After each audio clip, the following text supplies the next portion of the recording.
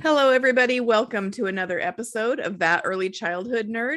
I'm Heather Burnt-Santy, and today is going to be, I think, a real treat. I've got four children's authors from Free Spirit Publishing, and we're going to talk about their books, which focus mostly on social and emotional learning, with elements of other good stuff in there too, as I've looked through them. So I'm going to let you all each meet them here. Let's start with you, Lydia, if you would introduce yourself. I'm Lydia Bowers, and I write a children's book series called We Say What's Okay. I was in the early childhood field for a long time, directly in a classroom, and then thought I was making a career change into sexuality education, which is always sort of a weird big switch. Yeah. And then quickly found out that people had a lot of questions about topics relating to young children, because that's where my experience had been, and things about bodies, gender, consent. And so I found myself in a weird overlap that we don't normally think exists, but it does. Mm-hmm. And so my series is on consent foundations and helping children understand and set boundaries for themselves, respect those in others. And the entire book series sort of goes through these different aspects, these facets of consent that we don't always stop and think about. Yeah. And listeners will remember that you've been on at least once before. I think we've talked about it more than once, but maybe only really got it to happen once. So thanks. Welcome, Lydia. Okay. So, we've got two Debbies here. Let's go with Debs. With Dr. Deborah next. Hi, everyone. I'm Dr. Deborah Cerrone.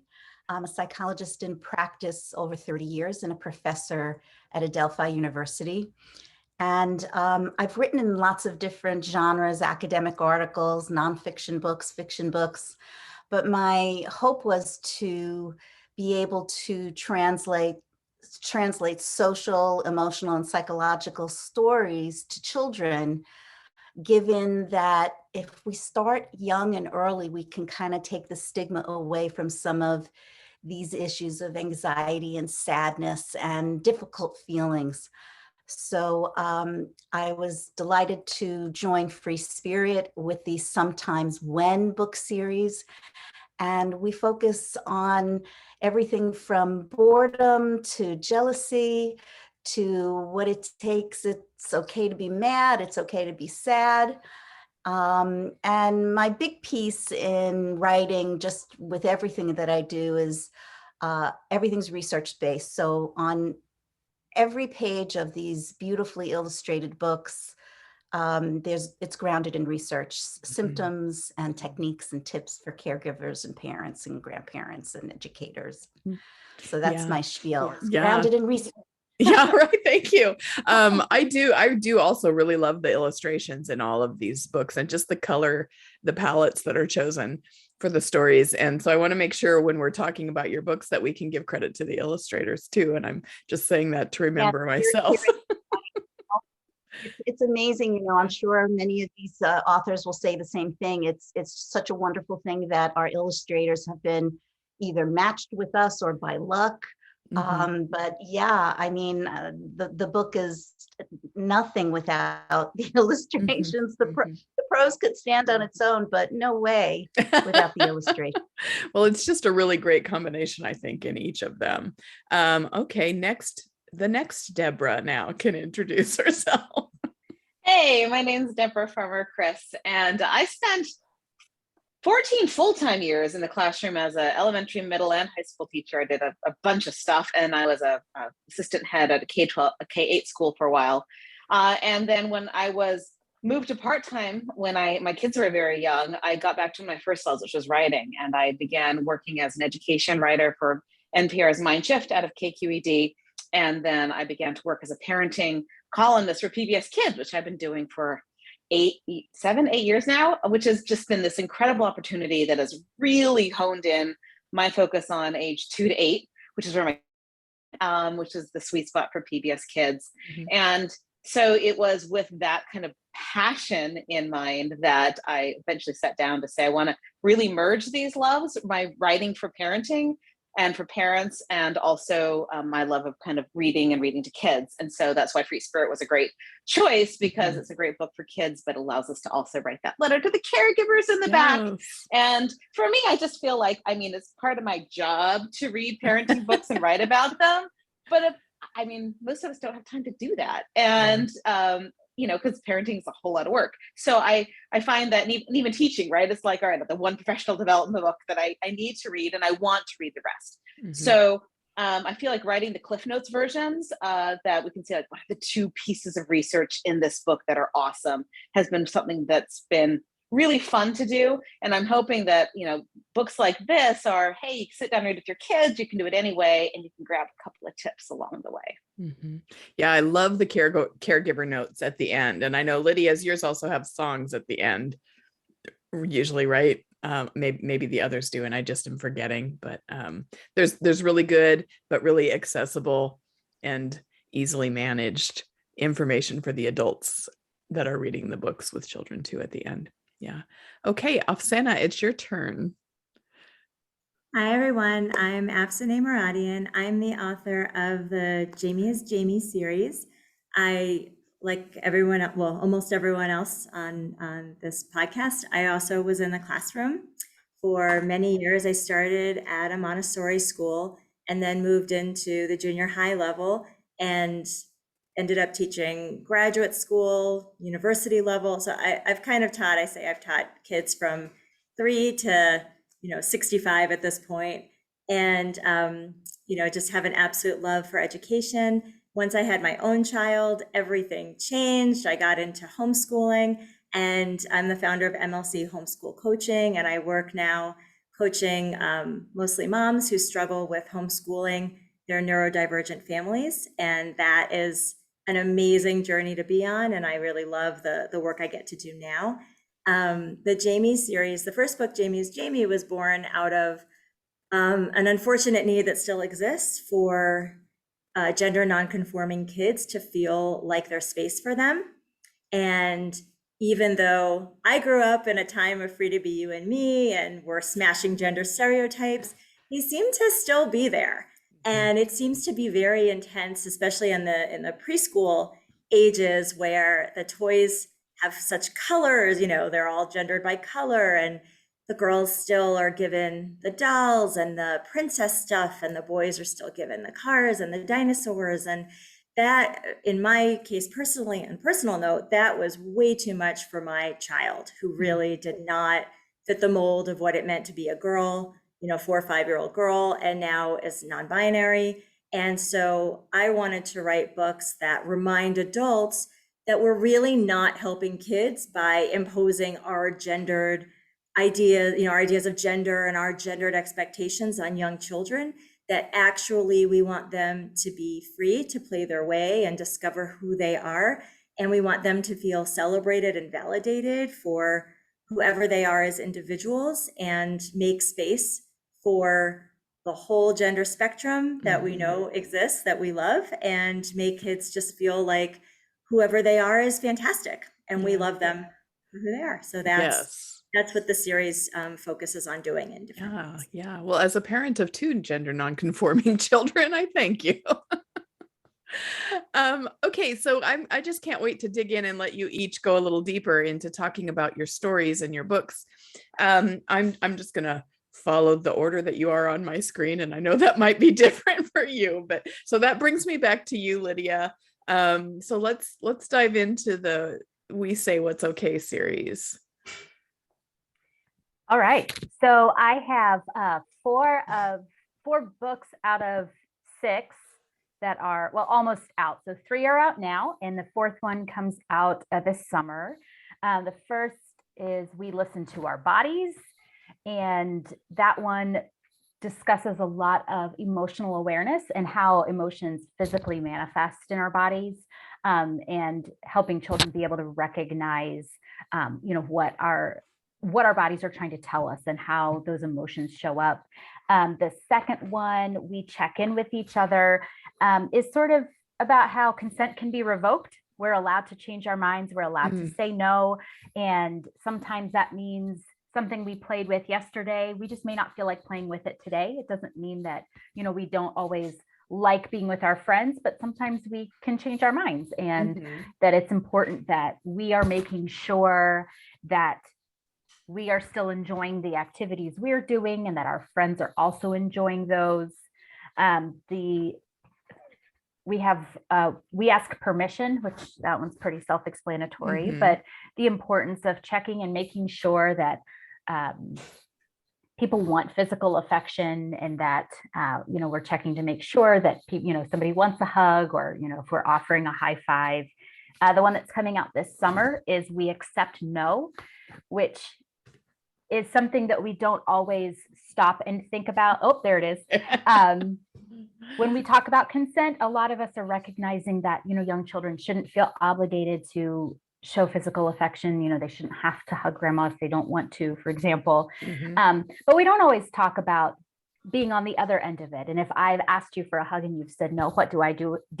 How do I handle those big feelings? How do I process those? That's something that I see. If you look, on a bigger sort of pan out a bit and look at some of these behaviors as adults, we see a lot of that topic come up when there's violence in the news often, and you'll hear things saying, oh, well, he was turned down, or, somebody said no to a date, and so this person went and created all sorts of violence. And these messages start very young, and that it's important that when I'm told no, what do I do with that? And validating those emotions, that it's okay to feel sad and it's okay to feel angry. Emotions are good, but we're responsible for those. Yeah. I think, excuse me, consent is, from an adult perspective, I've always kind of been like, well, yeah, that makes sense. If you say stop, you stop, and all that. But it's newer for me to think about it in terms of early childhood and children living together in these spaces. And so it's been really interesting for me to shift my thinking, but I do meet a lot of resistance. When, a really simple example for me was when I was teaching at a preschool, the children could choose, from 2 or 3 greetings. If they wanted a high five or a hug or a handshake. And we eventually added nothing to the list. We hadn't had that on the list. One little guy started to say nothing, and his dad was like, you always used to get a handshake. And he said, he was 5 years old. He said, I didn't know that nothing was an option before. So that helped me shift. But the parents would be really pressuring. Well, you have to choose one. Come on, give her a hug. And when I would then explain, this is sort of, this is how I'm introducing consent. This is one of the ways that we're telling children that they can make decisions about their own bodies. That was hard for parents because it felt like impoliteness. It felt like disrespect. So that was a long way of me saying, talk about that piece of it, maybe the resistance. And it can be very difficult. And one thing that I always want to make sure that we say, and there's not an easy solution for this, but it's something we have to sort of sit with, is that there are some major cultural implications when it comes to consent. And there are some cultural situations where it would be considered extremely rude not to go in and greet every member of your family with a kiss. And so there are times where sometimes we have to sit with that and kind of process it for ourselves and go, okay, what are the messages that I'm trying to send? How are ways that I can still teach respect, and how do we make sure children are still receiving the physical affection and the touch that they do need? But also, how do we respect some of these boundaries? And that can be very difficult. And for many families, it is, if it's just what you were always expected to do, sometimes just being confronted with a different idea can be difficult. If we look at the amount of people that have dealt with assault or abuse in some situations, many of them, once we sort of talk through, here's why we teach these sort of consent, because as a safety thing as well, many people become a little more open to the idea and recognize, oh, okay, if I had been able to say no, even in safe situations, maybe something would have been different when I was in an unsafe situation.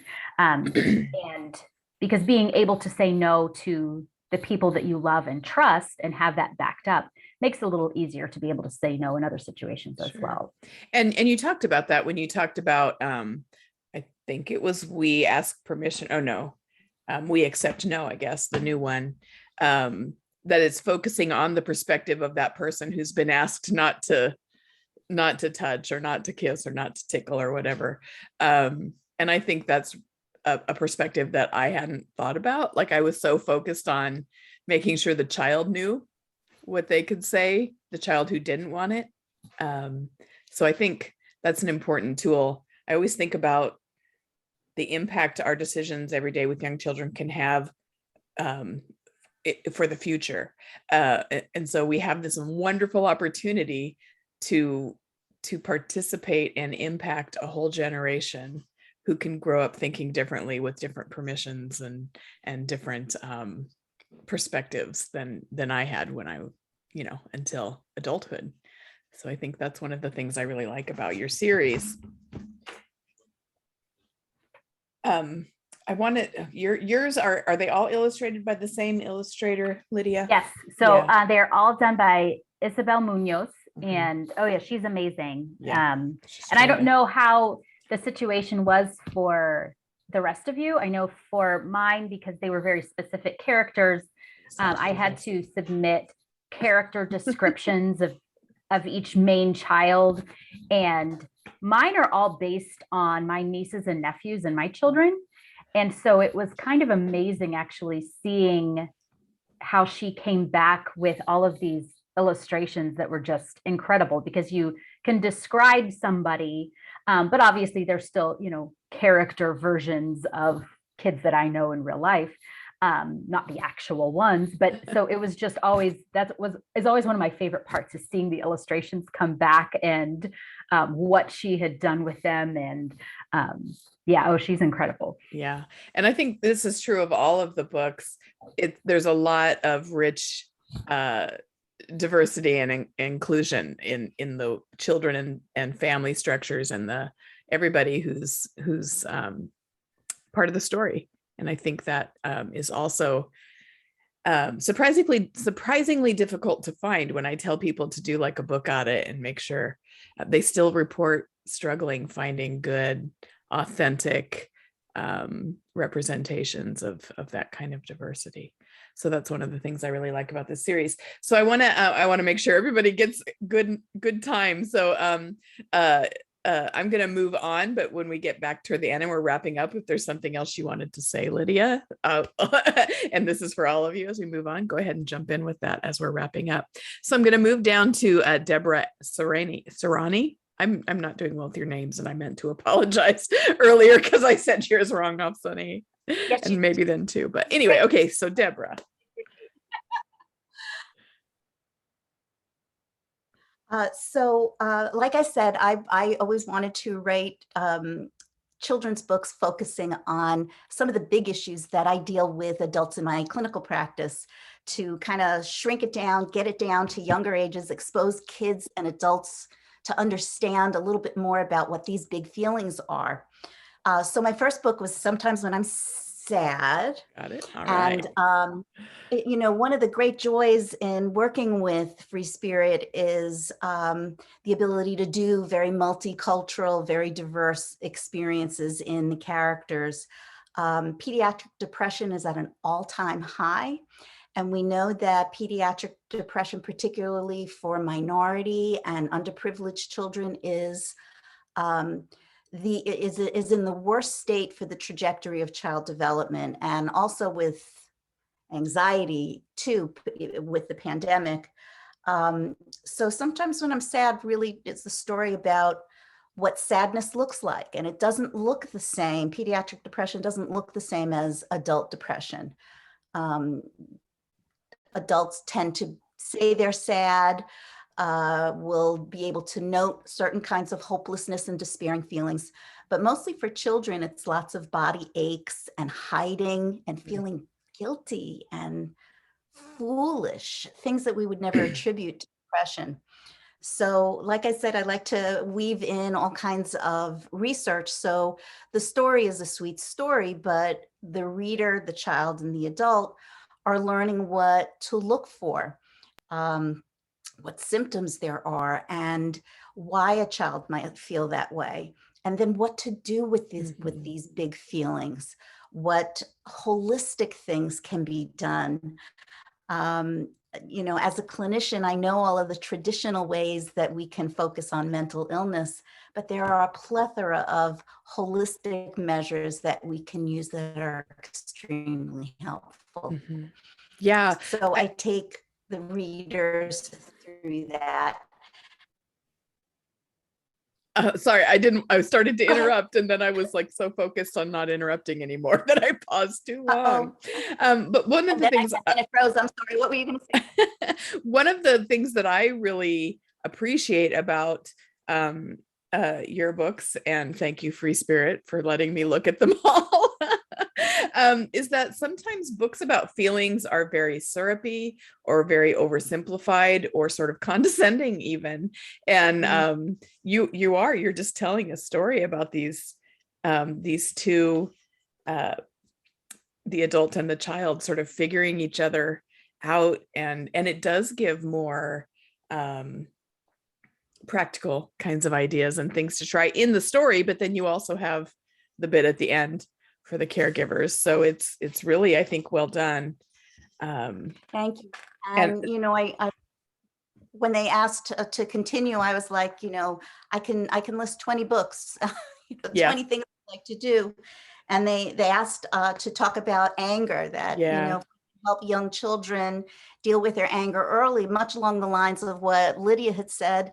Dealing with these things early can really help people learn, and children learn a life skill set. And learning that sometimes kids are irritable because they're hungry or they're tired or they can't find the right word to say, and the difference between frustration and rage, and that anger really doesn't have to be a bad thing at all, that it's a signal to alert us that something's going on, something we're overlooking or something we're needing, and to help encourage parents and educators and caregivers to not make it feel so shameful to be angry, and that underneath the anger is generally some type of unfulfilled wish or need.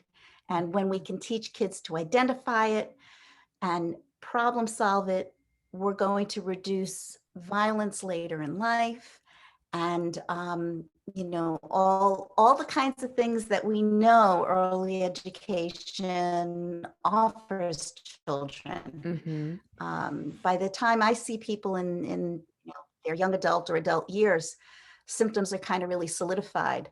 But when we can get in really young and teach young children and parents how to socially and emotionally learn these things, we give them a gift. Of, a new way of thinking. Yeah, so often those big feelings then are viewed through the lens of behavior guidance or compliance, and labeled as challenging for us. I think my son, who is almost 30 now, but when he was in elementary school, he would talk about a stomach ache whenever, like, it was lunchtime. He ended up eating with the secretary at her desk because he would get a stomach ache in the cafeteria.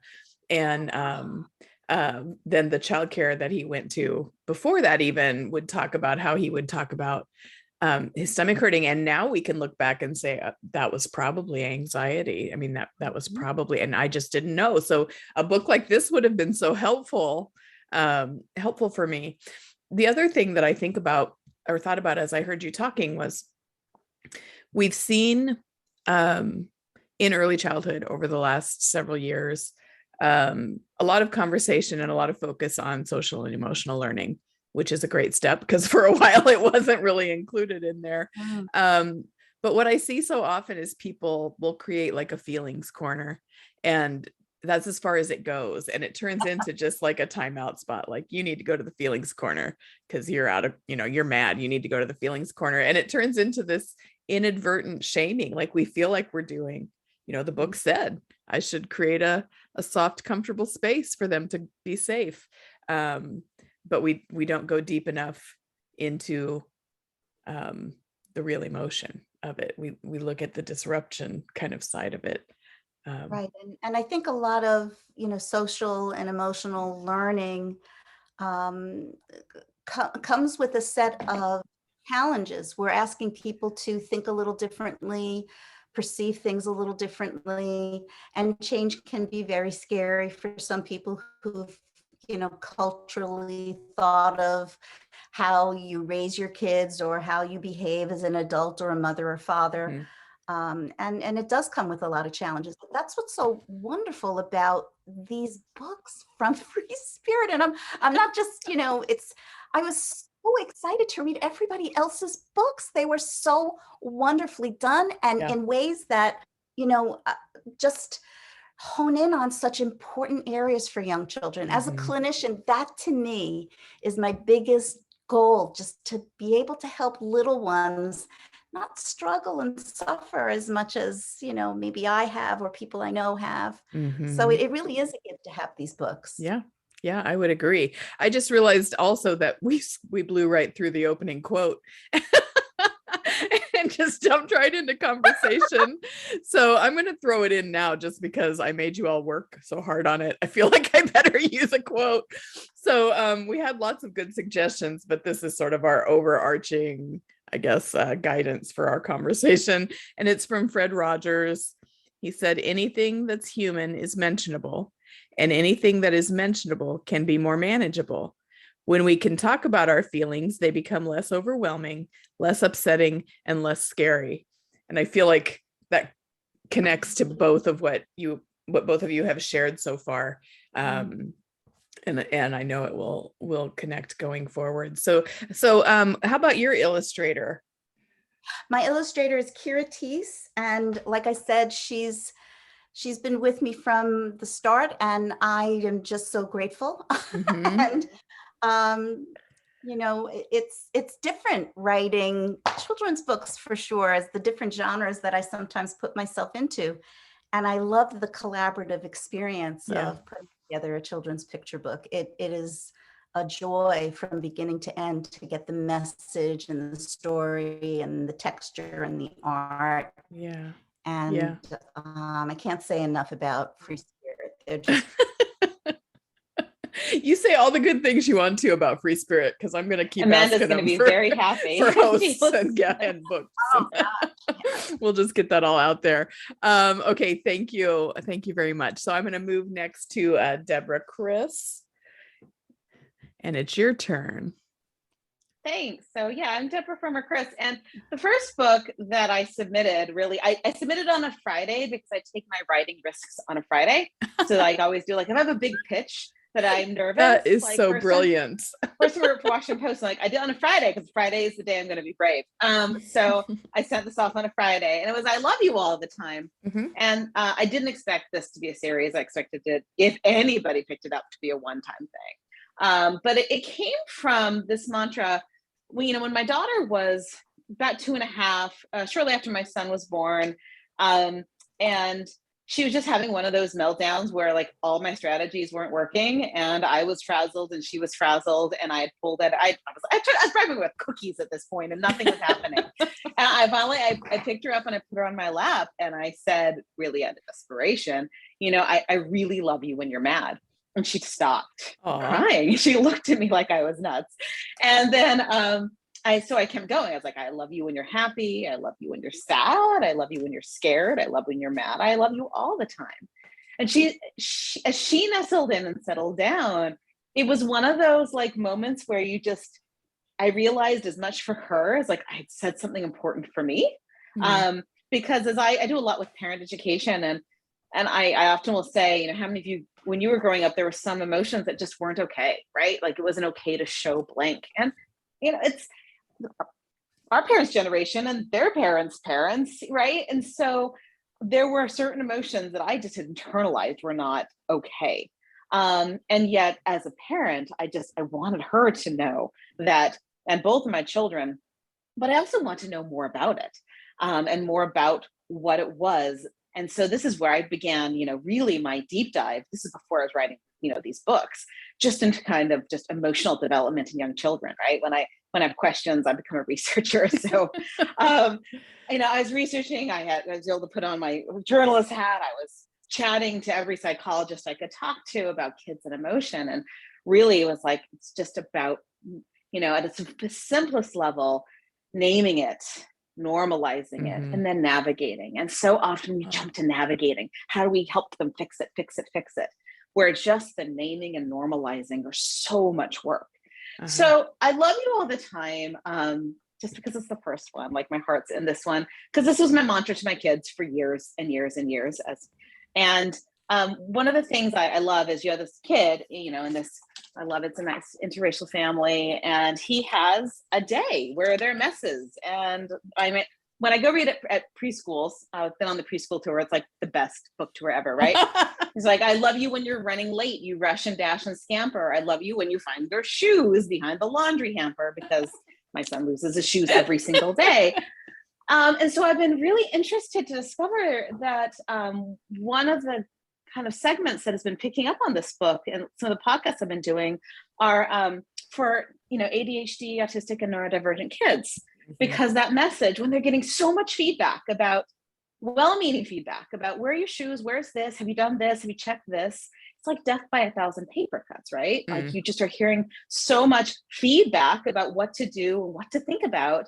And just that message of, I love you all the time. I love you when you make a mess. I love you.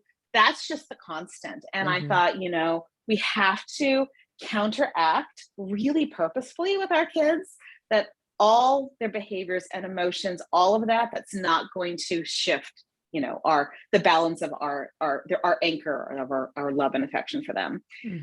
So when they asked, like, could this become a series? I was like, okay.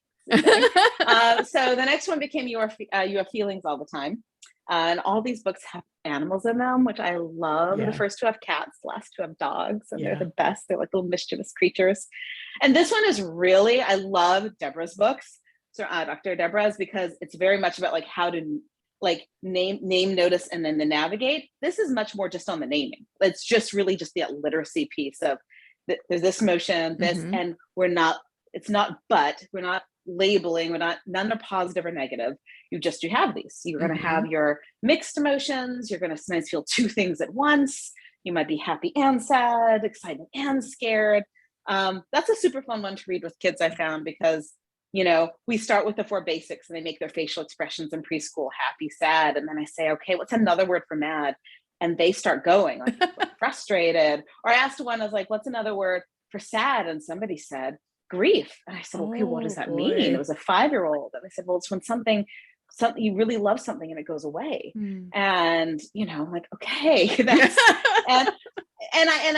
and for me, like, you were saying, Deborah, like, this anger sometimes is just like this invitation to get curious about what else is going on inside.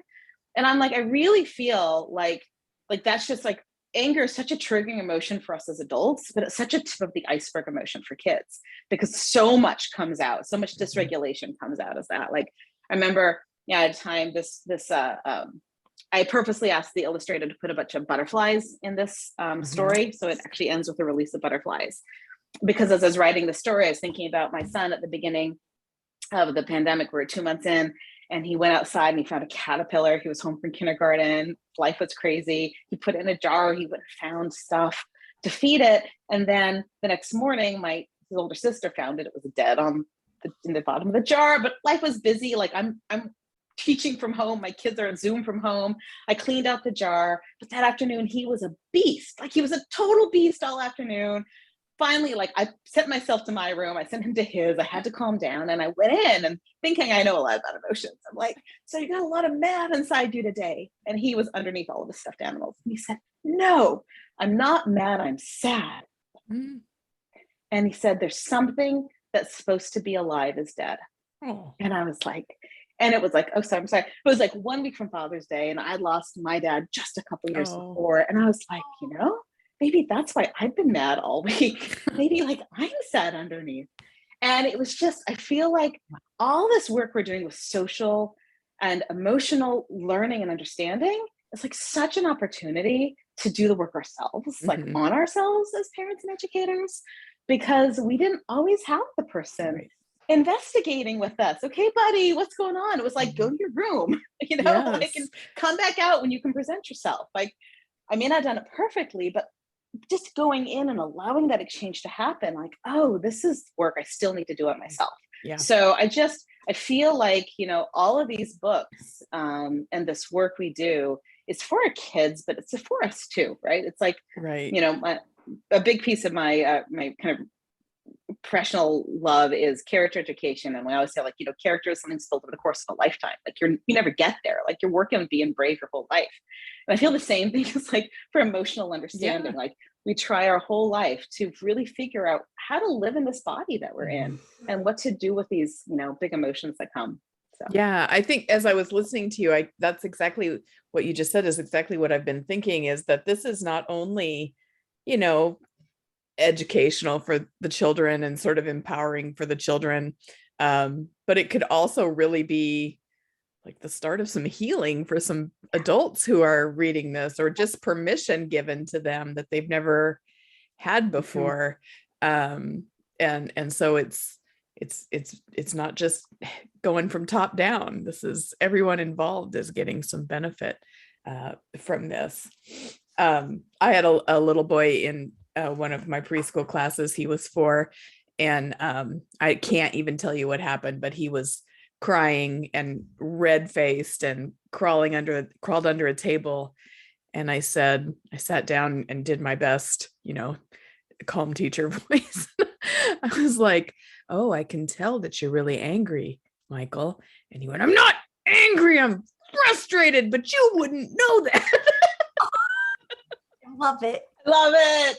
And so I thanked him. I was like, oh, you're right. I guessed something about you and it wasn't right. Thank you for telling me.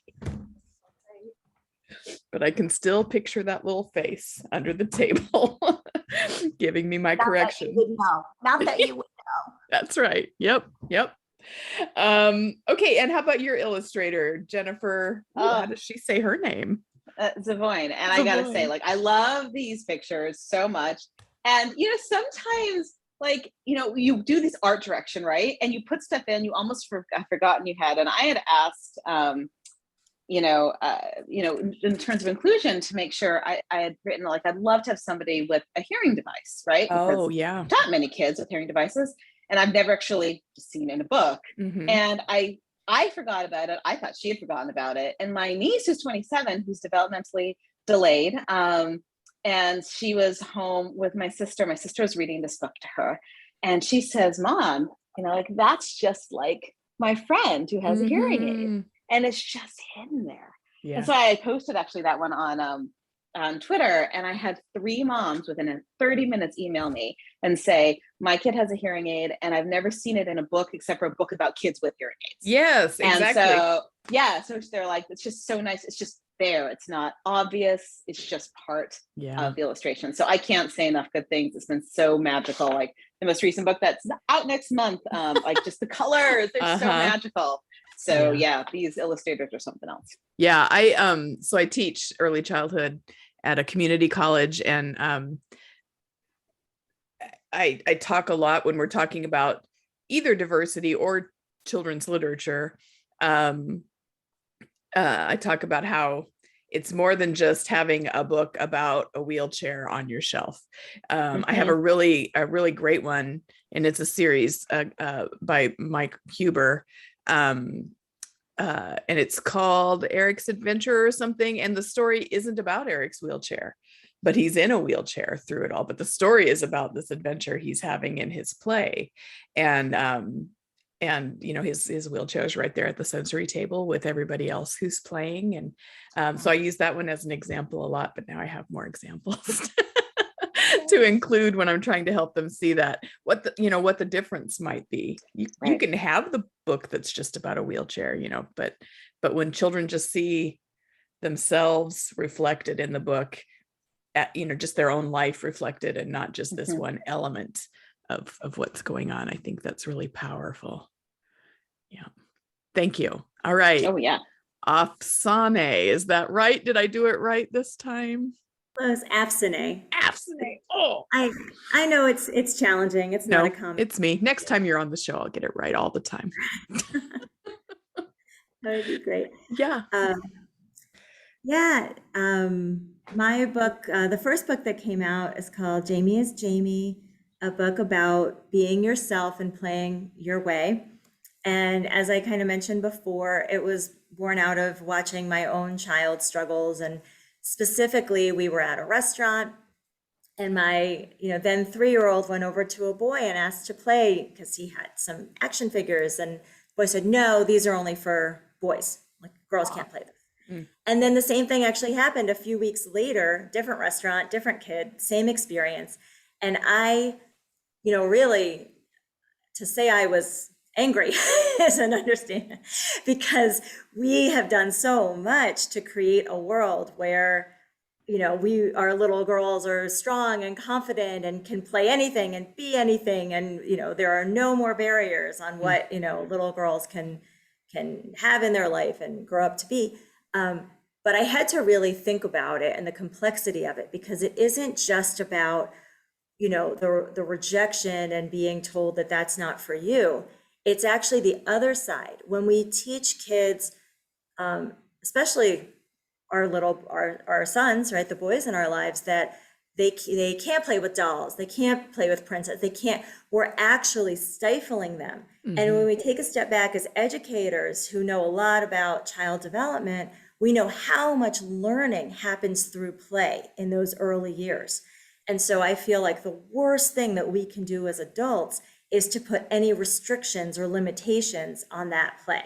So of course we want everyone to be safe. We don't want to, when I say no restrictions, no, we want to keep them safe and we want to make sure that they're learning how to communicate in healthy ways.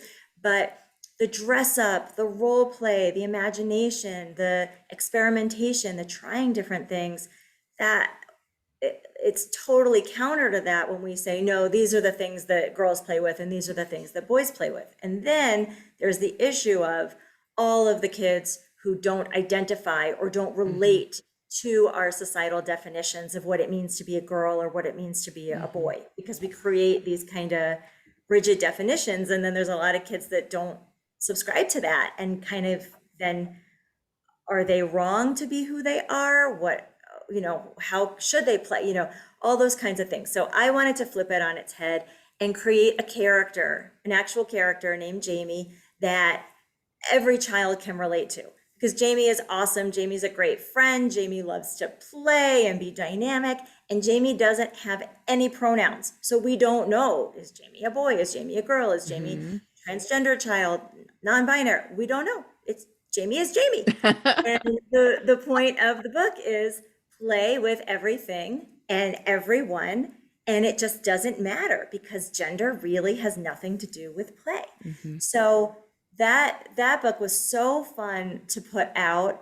I was thrilled that Free Spirit was interested in supporting the project. And it was so great to put out and then get to talk to kids about, because they always try to figure out, is Jamie a boy or a girl? And all of their reasons then cause them to actually confront their ideas about gender. Oh, Jamie's a boy because the hair is short.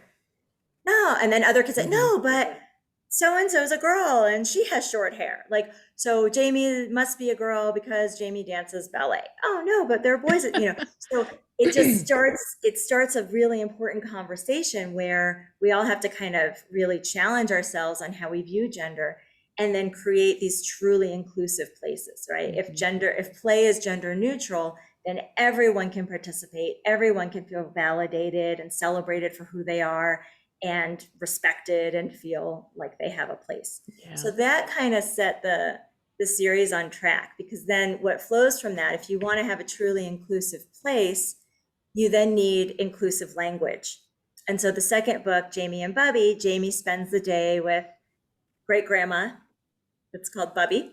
And Bubby makes a lot of assumptions based on appearance, hairstyle, not really paying attention of who's a man and who's a woman. And Bubby makes a lot of mistakes, and Jamie has to kind of patiently explain, hey, Bubby, that's, actually, short hair, but that's my neighbor, Miss Wallace. And, Bubby, that person that you knew as a child that, as a boy is actually a woman and the pronouns have changed. And, oh, that's my friend who's non-binary who uses they and them. Or if you're not sure, you can just use they or them and you don't have to make an assumption. So it begins that discussion of language, which I really don't see children having much of an issue with. I think it's more adults that we really have to retrain our brains and how we use pronouns, because we just go on automatic pilot. We see, we make assumptions, we make associations, and we speak. And I didn't, I knew the importance of it, but when my child changed their pronouns to they, them, and people would make mistakes and use she, my child would cringe, like, this is not me. And I realized this is the same as calling a girl he or calling a boy she. This is the wrong pronoun. This is not who this person is. And in order to really create inclusive spaces where kids feel validated, we have to respect their name changes and their pronoun changes, and understand that everyone has the right to change their name and their pronoun as much as they want. And all we have to do is just, pay attention. If we make a mistake, apologize, self-correct, ask the question.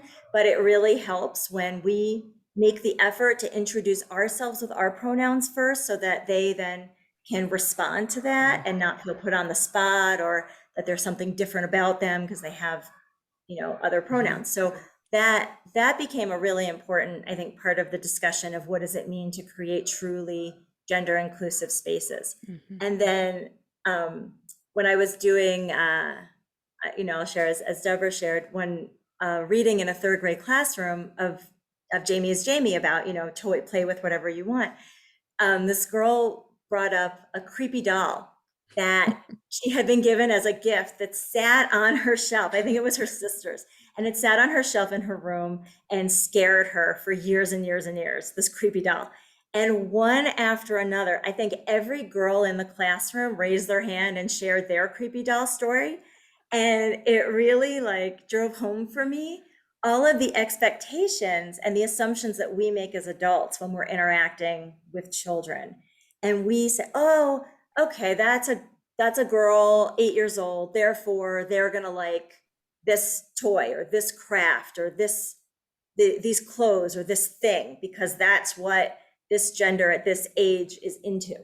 And really, we then, because we're the ones with the power and the authority and the relationships we have with kids, it puts kids in this really odd spot where they either have to go along with it, or they think they maybe have to disappoint us or challenge us, and the kids in our lives, just they want love, they want acceptance, they want us to be proud of them. They don't really want to, sometimes it's hard to say, no, I don't like that. It might be easier if it's your parents, but it's not always easy if it's a teacher or, another relative, or even if it's your parents. So the new Jamie book that's coming out this summer, just a few weeks, is Jamie's Class Has Something to Say, a book about sharing with adults. And it's that, it's less specifically there is gender does, have its place in it, but it really is about how kids can learn to share their ideas, their opinions, their preferences, their fears, who they are with the adults in their lives, and also gives an example of how adults can respond so that kids feel that it's safe, right? We just want to create all these safe spaces for the kids in our lives where it's inclusive and respectful, and they can feel free to be themselves.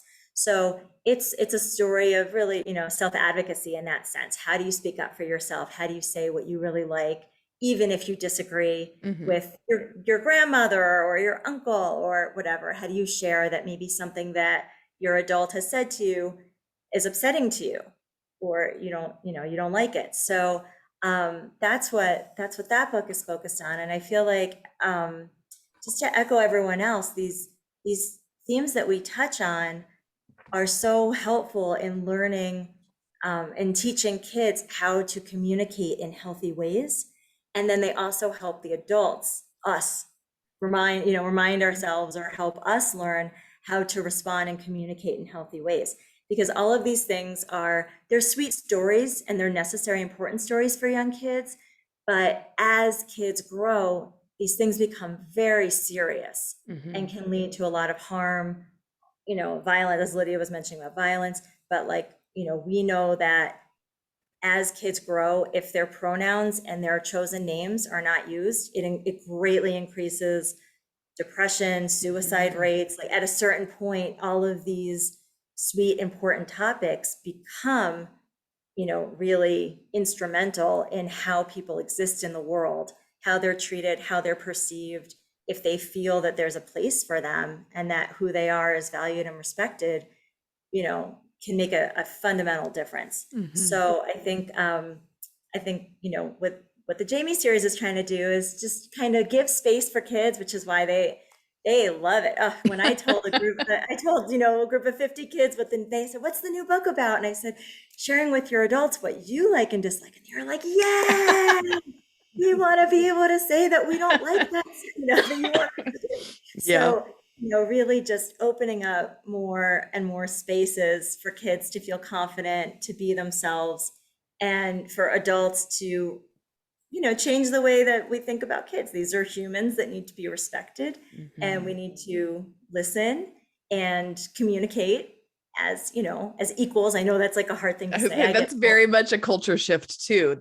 What you're describing for some adults would be, yes, yeah, definitely generation, all of that. But it also, it makes sense because we know that our children are intellectual beings. They're able to choose their identity, their gender, their preferences. They know what they're scared of. They know their favorite ice cream flavor. They know all kinds of things.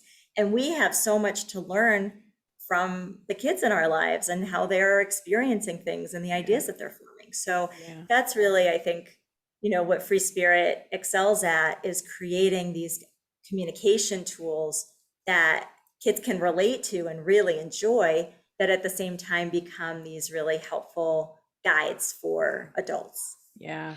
And I just think, can I jump in for a second? Because I just think with unintended consequences with Jamie is Jamie. I just remember when my daughter was 2 and I went to go buy her some blocks at Target, and this was 2014, before 2015 when they discontinued the blue and pink aisle. But in 2014, it was blue and pink, and all the building toys were in the blue aisle, and all the dolls were in the pink aisle. And I just remember being like, my mind was blown. I just stood there like almost like paralyzed of like, what psychologically, if you have a 6-year-old who says, I want to go get the Legos, I actually have to cross over into a different color-coded aisle. So I ended up doing this deep dive for NPR on computer science and coding and engineering, the gaps, right? And so one of the researchers, this amazing woman, Cheryl Sorby, she was really looking at how going back to like playing with Legos and toys and blocks, these spatial skills that translate to coding skills and engineering skills, that starting like birth defied the number of hours that boys spend on spatial activities culturally is much higher.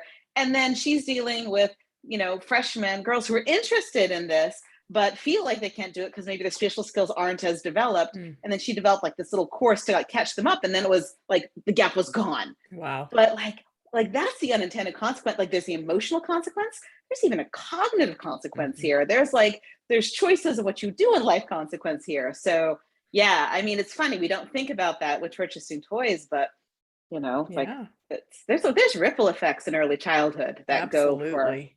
Yes, far reaching. Have legs. Yes. Dr. Deborah, did you have something you wanted to say there too? Yeah, I wanted to say that, much of what we're talking about here is transformative SEL, where we're, really challenging implicit bias in children, in adults, and that, the goal of the work here is to transform a new way of thinking, a new way of feeling, a new way of being.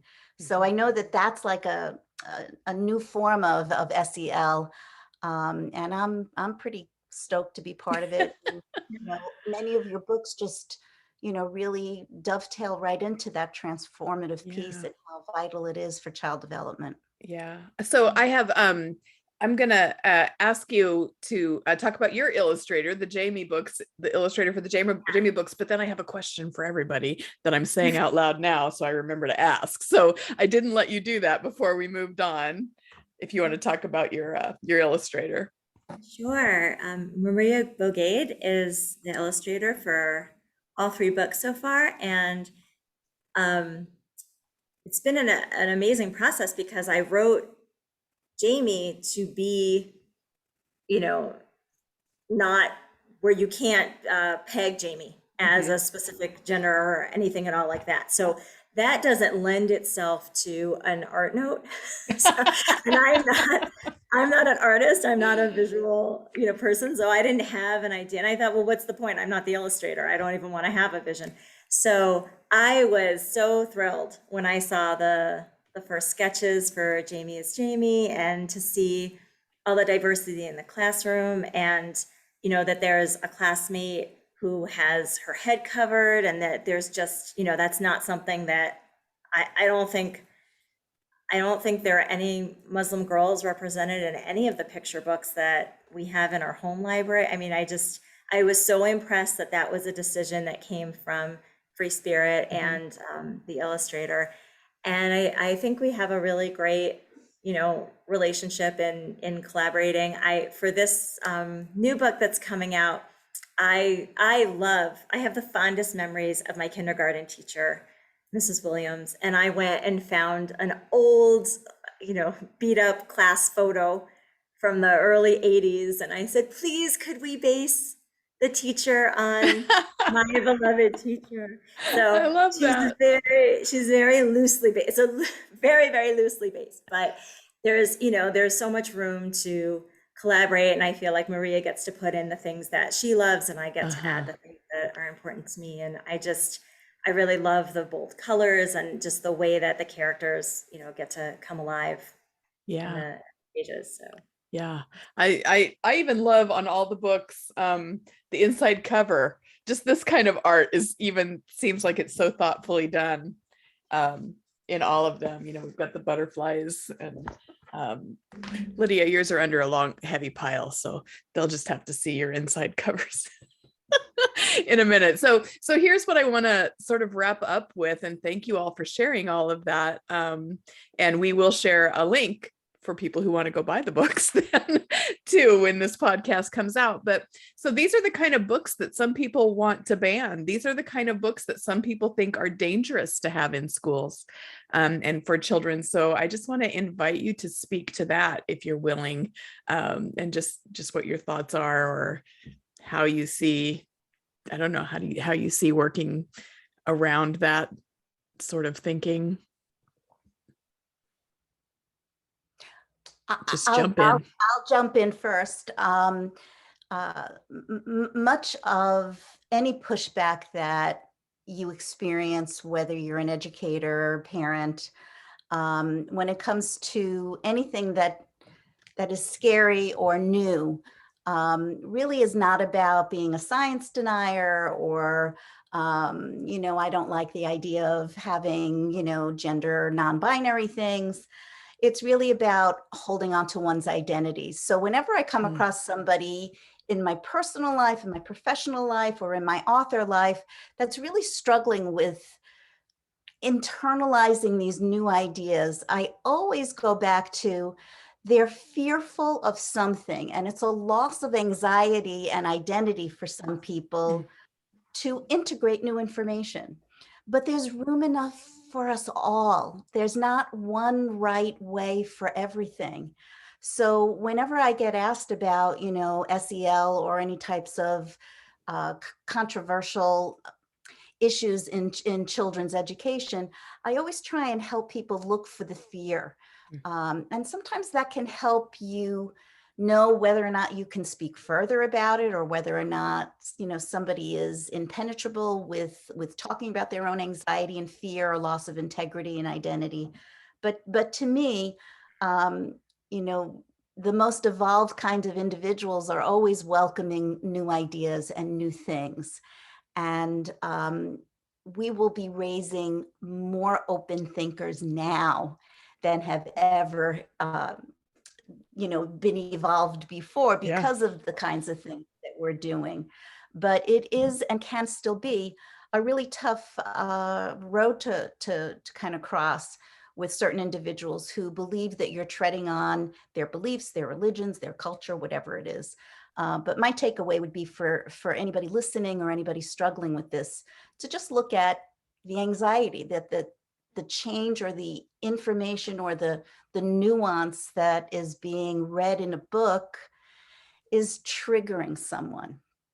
And it's not our job all the time to make them feel better, but it could help you understand, why there's this big pushback. There's room enough for us all. Mm-hmm. Thank you. Kind of coming off the back of what Dr. Deborah is saying, when we're talking about that fear and anxiety, the fact is that social and emotional learning is an aspect of being human. You're not going to get away from it. You cannot ban it, because you're going to learn messages about social interactions, and you're going to learn messages about our emotions, whether or not something is formally banned. And what happens is that when these things get banned, or it becomes a buzzword for people to rally behind, or again, that we are scared about, you can't stop emotions. You can't stop social interactions. And those are still going to exist. And as I talk about a lot of times when it comes to ideas of sexuality, of gender, of consent, with all of these things, no message is still a message. It's still a lesson. It's still learning that happens. But what you learn is that I'm not allowed to talk about my emotions. I'm not allowed to talk about how I feel, or that there are certain ways of behaving and interacting with others that we're allowed to talk about. And which takes us again back to that Mr. Rogers quote, that these are aspects of humanity. And if it's human, it's something we can talk about and we should talk about. And so sometimes it's important that we're trying to take a step back and kind of sometimes just ask people, what is it that you think SEL is? What is it that you think is the issue here? Yeah. Because you interact with people every day, and even people that stand against social emotional learning still feel it's important to protect their children.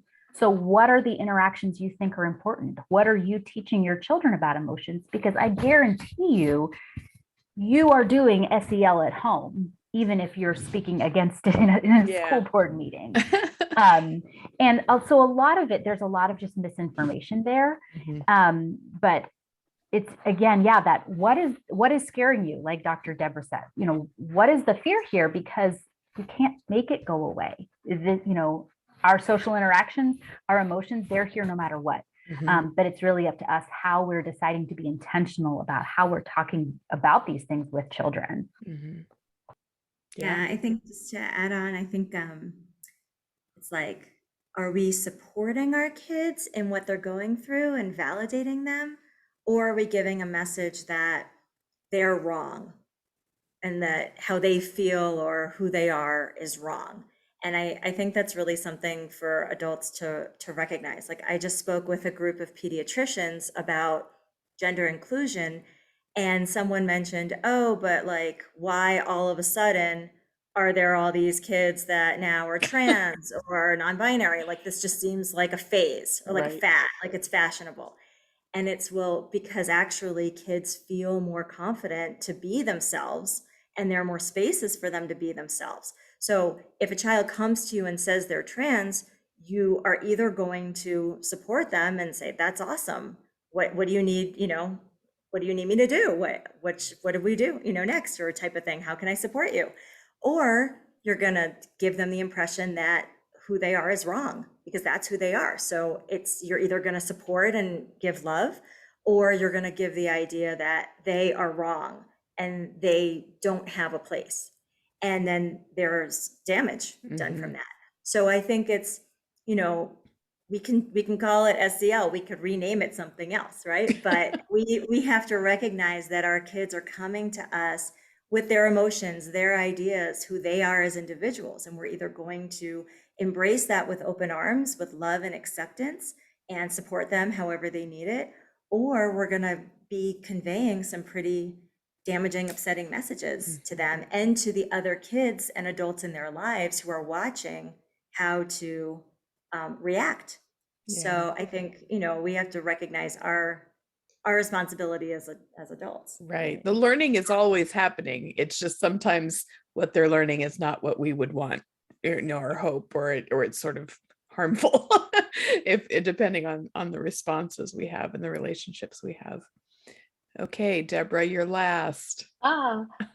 I mean, I'm really wired optimistically, but I think rather than a foolish optimist, I think myself as a gritty optimist. I feel like it's a hard-won virtue because, it's just in all the work I do. I've lived in Utah, New Jersey, and Texas, and Massachusetts. And when I work with parents, really, I think there's so much common ground with the idea that they really want their kids to thrive. They want their kids to feel, to be kind, to be brave, they want them to grow up to be responsible and respectful, to be their best selves, right? You have a child, and I feel this as a teacher too, right? There's just this an overwhelming sense that you want them to be able to just thrive and flourish. And so, when I get back to all this early childhood, looking at emotional literacy and emotional skills, and there is that I honestly also believe that most kids really want this too, right? Like, it's very exciting for kids to feel like they're the kind ones. Being inclusive it feels good, right? Yeah. Being brave feels good. What gets in the way so often is emotions.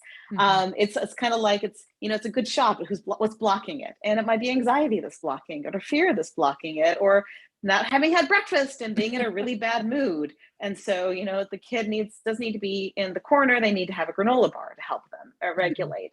And so I feel like when we are, as adults, really being, to borrow from Mark Brackett's phrase, emotion scientists rather than emotion judges, when we get curious about the kid in front of us, their whole self, like who they are, what they're bringing, then we provide that safe anchor for whatever they're bringing into our classrooms, or whatever they're bringing home from the classrooms back to our houses, to be that kind of anchor. And I always go back to what I feel like is one of the most hopeful pieces of research of all time, which is from the Harvard Center for Developing Child, really looking at resilience for kids who've experienced trauma.